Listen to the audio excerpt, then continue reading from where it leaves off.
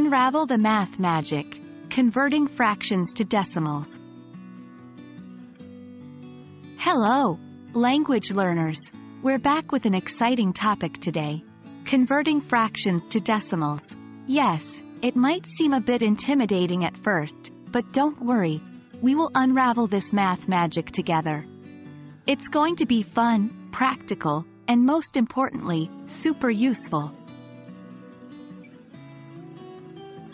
Let's start with a quick refresher on fractions.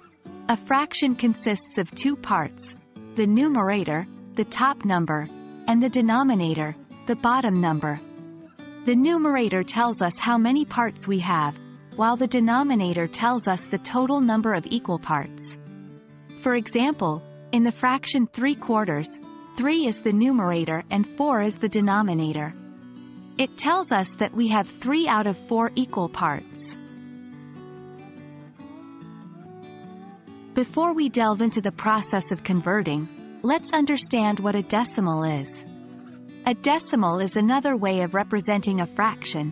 It's based on the concept of tenths.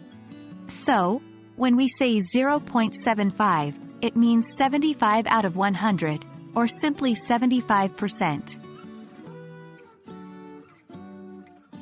Now, the main part of our discussion today, converting fractions to decimals. There are two methods generally used for conversion: division and equivalent fractions.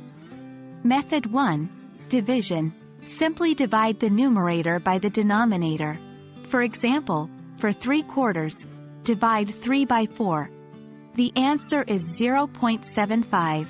So, 3 divided by 4 equals 0.75 in decimal. Method 2, equivalent fractions.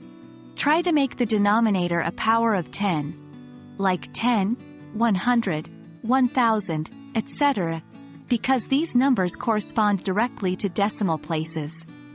For example, for 1/2, multiply both the numerator and the denominator by 5 to get 5/10. Now it's easy to see that 1 divided by 2 equals 0.5 in decimal. The best way to master this is through practice.